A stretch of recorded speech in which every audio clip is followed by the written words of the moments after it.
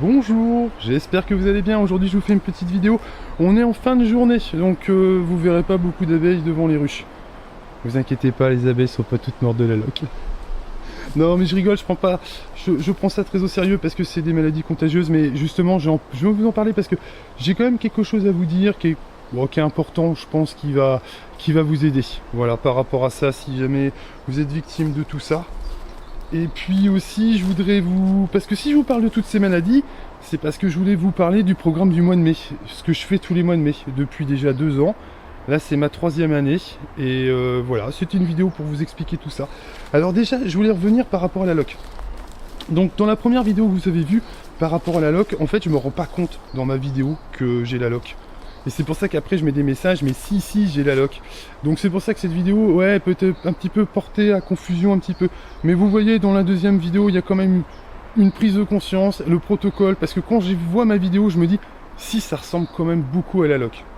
Donc ce qu'il faut savoir, c'est par rapport à la loque. Moi je vous dis ça. Alors vous avez des gens qui vont vous dire le contraire dans les commentaires et tout, parce que c'est sur les maladies et je laisse les commentaires, tout. Même les gens un peu... parce que voilà, c'est toujours comme ça, vous avez... des gens qui ont une manière de faire ou de s'exprimer, bah ça dépend, voilà, c'est comme ça. Moi ça me motive en fait tout ça. Donc ce que je voulais vous dire par rapport à la loque. Donc pour moi vous avez deux cas de figure que vous devez bien différencier. C'est-à-dire que vous avez le premier cas de figure qui est extrêmement grave. Alors là par contre, si un jour ça vous arrive, vous avez un déclenchement de loque comme ça sur vos ruches. Par exemple vous avez des ruches correctes. Vous avez une ruche moyenne ou une ruche forte, ou voire une ruche très forte, qui déclare une loque.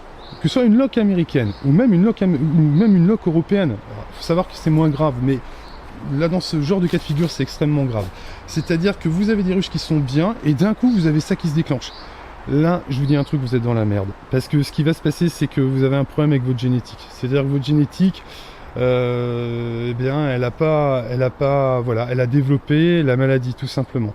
Donc le truc c'est que là par contre quand c'est des ruches fortes qui la développent, là si vous êtes sur un cas de figure où là faut vraiment faire tout ce que vous avez vu dans les commentaires.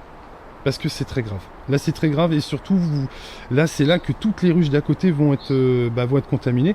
Parce que si vous avez une ruche forte qui a attrapé la loque, pourquoi les autres d'à côté ne l'attraperaient pas ? Voilà, vous voyez, donc là par contre, faites quelque chose si vous avez ça, il faut vraiment prendre toutes les mesures possibles, inimaginables par rapport à ça. En revanche, si vous avez une ruche très faible, moi c'est mon cas, c'est la ruche Mycose-Nande que vous avez vue. Vous avez une ruche très très faible qui sort de l'hiver, voilà, avec, vous avez même pas un quart de cadre de couvain. Et vous avez dessus l'équivalent de un petit peu, voilà, un cadre rempli d'abeilles. Et... des mycoses. Mais je vous dis ce qui peut vous arriver. En fait, ce qui peut vous arriver, c'est que à cause des mycoses, c'est pour ça que je critique beaucoup les mycoses, on dit presque que c'est banal, mais c'est pas du tout banal. Pas du tout, parce que c'est ça qui amène toutes les autres maladies, en vérité. Donc, la plupart du temps, c'est ça. Donc, une fois que vous avez des mycoses, ce qui va se passer, c'est que vous allez avoir beaucoup moins de couvain à naître, et du coup, vous n'aurez pas, comme sur ma ruche, comme on pouvait constater, il n'y avait plus suffisamment d'abeilles pour nourrir le couvain. Donc vous allez commencer à avoir du couvain qui meurt. Et ce qui va se passer, c'est que vous avez des chances que ces maladies se développent.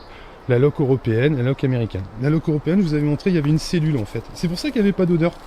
C'est parce qu'en fait, il y avait juste une cellule et j'aurais attendu un petit peu plus, ça se serait vraiment bien développé au niveau de la loque européenne. Et la loque américaine, c'est pareil, c'était le départ, puisque moi quand j'ai vérifié la ruche, elle n'avait pas tout ça pendant la première visite de printemps. Donc c'était, quand vous avez ça, vous pouvez vous dire que la raison principale, c'est que vous avez une ruche très faible qui avait des mycoses et malheureusement les abeilles n'ont pas réussi à nourrir le couvain. Donc le couvain a commencé à mourir de faim, à tomber malade. Et vu que les spores de loques sont présentes partout, c'est comme ça que ça commence à se développer. Donc quand vous avez ce cas de figure, c'est beaucoup moins grave parce que en soi, si vous prenez ça en temps et en heure, c'est pour ça qu'en fait je suis pas si inquiet que ça. Voilà, par rapport à ce type là. Évidemment j'aurais l'autre type de loque, c'est-à-dire une ruche forte qui devient comme ça. Là je serais vachement inquiet parce que pourquoi les autres ne deviendraient pas comme ça? Si les autres ne vont pas devenir comme ça, d'ailleurs on ouvrira les ruches ensemble pour rassurer tout le monde, c'est parce qu'elles sont fortes, c'est pour ça. Et aussi parce que je prends toutes les mesures d'hygiène, comme j'ai toujours dit et répété, toujours depuis que je fais des vidéos, quand vous avez une ruche malade, vous changez de gants. Quand vous arrivez sur votre rucher, vous prenez plusieurs paires. Et quand vous avez une ruche malade, bah vous changez de gants et vous mettez un petit coup de chalumeau sur votre lève-cade. Si vous faites ça, c'est très bien. Quand vous faites une pause à votre voiture, c'est pareil. Vous changez de gants, même si vous n'avez pas rencontré de ruche malade, et vous mettez un petit coup de chalumeau sur votre lève-cade. Vous savez, moi je donne des bons conseils, hein. Quand je dis aux gens, même si vous avez une ruche avec un petit peu de mycose, de ne pas mettre de hausse, moi j'ai toujours dit ça. Hein. Si vous voyez, je vous montre des ruches, elles n'ont pas de hausse parce qu'elles ont des mycoses. Donc je fais pas ça. Donc c'est vrai qu'il y a des gens qui sont parfois un peu durs dans les commentaires, mais je sais pas s'ils sont conscients quand même de tout ce que je fais. Et pour revenir à ça, il faut savoir que moi je reviens de loin. Je vous ai dit hein, ce qui m'est arrivé. C'est-à-dire que j'ai commencé, moi j'attrapais des essaims. Et quand vous débutez, bah, vous attrapez des essaims, vous avez des maladies qui se développent. J'avais une ruche sur 2 qui avait des mycoses, les amis. Une ruche sur 2. Je sais pas si vous imaginez le travail que j'ai dû faire. Parce que quand vous avez une ruche sur 2 qui ont des mycoses, bah vous n'avez pas que des mycoses, hein, je vous le dis. Hein. Donc moi les maladies, c'est pour ça que je me permets de dire que les maladies, je connais très très bien et je sais comment faire. Parce que je suis passé de 50% de mycoses à 5 à 10%. Avant remplacement de reine, je précise, avant remplacement de reine. C'est-à-dire que là, ce qu'on va faire au mois de mai, justement, c'est ce que je voulais vous dire, c'est le programme du mois de mai. On ouvre toutes les ruches. Je fais toujours ça, c'est ma deuxième ouverture. Je fais 3 ouvertures par an. Une première ouverture, l'ouverture de printemps, pour juger la ruche. Je fais une deuxième ouverture pour identifier les meilleurs essaims identifier les meilleures ruches et faire des très bons essaims dessus. Et aussi pour identifier les ruches qui sont malades et remplacer les reines. Voilà, moi c'est ce que je vous conseille de faire au mois de mai. Voilà, alors les gens peuvent dire ce qu'ils veulent dans les commentaires, mais je trouve que ma façon de faire, elle est pas si mal. Voilà. Et par rapport à ce que je vous disais pour la loc, je vous garantis que ce que je vous dis est vrai. Vous allez avoir des trucs qui seront contradictoires dans les commentaires, c'est sûr et certain. Des gens vous diront mais non c'est pareil, moi j'ai vu dans le livre et tout, la loc c'est la loc. Oui, mais vous avez des cas de figure qui sont différents quand même. Je peux vous le dire. Et donc, si jamais vous avez ce type de cas de figure, une ruche correcte, une ruche forte, qui l'attrape, là, je vous jure que vous êtes dans la merde. Là, il faut vraiment faire le maximum. Et en ce qui concerne les contrôles TSA, sanitaires, alors moi, je fais partie des gens qui pensent qu'on ne devrait pas avoir le droit de refuser un contrôle sanitaire. Voilà. Parce que vous avez des gens qui refusent des contrôles sanitaires. Moi, je fais partie des gens qui, si c'était moi, je rendrais ça obligatoire parce que c'est important. Et moi, je sais très bien, parce que je vous ai dit, je suis adhérent au GDSA, et je sais très bien que les gens qui, les TSA, les gens comme ça, c'est des gens bien. Voilà. Alors après, si vous avez complètement déconné, que vous avez des lalocs sur la moitié de vos ruches, là, ça va se passer comme dans certains commentaires où les gens vont dire faut tout brûler. Bah oui, là par contre, là c'est comme ça que ça se termine, je vous le dis tout de suite. Hein. Mais quand vous avez une ou deux cellules comme ça, les gens du sanitaire vont pas vous dire brûlez votre ruche. Vous pouvez le faire, ils peuvent vous le dire aussi. Mais quand vous faites une configuration comme je vous ai dit, il y a juste un petit reproche par rapport à ce que j'ai fait. Vous savez, quand j'ai secoué les cadres, je secoue les cadres un petit peu trop proche de l'entrée de ma ruchette. Moi j'ai pas l'habitude de faire ça. C'est quand j'ai regardé la vidéo, je me suis dit oh tu secoues un petit peu trop proche. Il vaut mieux secouer un petit peu plus à l'autre bout du drap. Et à un moment donné j'ai touché un cadre, il y a un mec qui m'a fait une maladie, j'ai dans un message, oui j'ai touché un cadre, oui mais ça va aller, ne vous inquiétez pas. Il y a des gens qui sont très stressés, qui s'inquiètent trop peut-être. La loc c'est une maladie très très grave.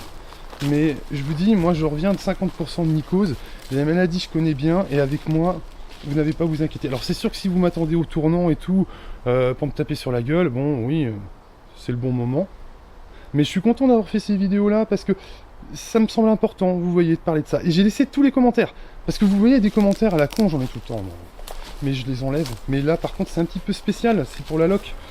C'est pour les maladies. Donc je laisse tout comme ça, les gens voilà, disent ce qu'ils ont à dire et puis... Mais il y a des vérités quand même, par rapport à la première vidéo, il y a des vérités. C'est-à-dire que si vous avez un cas comme ça, il faut faire des tests. Le problème, c'est qu'on ne trouve pas de tests. Alors, on n'en trouve pas. Hein. Moi, j'ai regardé, vous n'en avez pas à vendre. Moi, je suis de bonne foi, hein, je vous ai dit. Hein. Je me suis dit, pour la prochaine fois, je vais me commander un test, tout ce que je peux en acheter. Regardez, tous les magasins, personne n'en met à vendre. Alors, je pense que peut-être qu'auprès du GDSA, on peut s'en procurer. Mais comme je vous dis, sur une ruche très faible comme ça, la personne qui dit que ça ne lui est jamais arrivé sur une ruche très faible, qui sort de l'hiver comme ça avec des mycoses et des problèmes, ce qui dit la vérité, je sais pas. Par contre, l'autre cas, c'est-à-dire que vous avez une ruche forte, une ruche correcte qui développe une loque, alors là vous êtes vraiment dans la merde, parce qu'il n'y a aucune raison qu'une ruche forte développe ça, aucune raison. Donc c'est pour ça qu'il faut remettre les choses en situation, bien expliquer les choses, et puis bien comprendre que chaque cas est particulier, chaque cas est différent. Voilà, parce que c'est vrai que vous avez des gens qui hurlent et tout, mais je peux vous dire, moi je suis sur place, je connais bien les maladies, et je peux vous dire que je sais bien ce que je fais. Et vous aurez des nouvelles aussi de l'Auckland, je vous donnerai des nouvelles. Bon, ben voilà ce que je voulais vous dire. Donc le programme, ben, ça va être, pour moi, je termine la récolte. Bon allez quoi, écoutez, c'est une belle récolte. Hein. Vous avez vu le temps qu'on a fait. Moi j'ai des bonnes ruches, je peux vous dire, bonne ruche, bonne récolte. Vous les voyez pas trop travailler parce que bon ben là, je sais plus, il est 18h30. Ouais c'est ça, 18h30, donc bon bah ça bosse plus trop. Hein. Bon bah, à part les championnes, hein, vous avez toujours autre championne qui bosse, hein, je sais pas, c'est pareil, j'imagine, vous avez votre... Bon elle a pas essaimé celle-là. Bon moi elle a pas essaimé, c'est déjà ça. Oh j'ai quelques essaimages, je pense comme vous. Et puis bah voilà. Donc surtout ce que je vous encourage à faire, si vous avez des maladies, vraiment si voilà vous avez des loques ou des trucs, c'est franchement si vous êtes un peu perdu avec ça, que vous avez beaucoup de mycoses, beaucoup de loques, que vous avez des maladies, demandez de l'aide. Alors pas sur les réseaux sociaux parce que il y a des gens qui vont venir vous défoncer la gueule.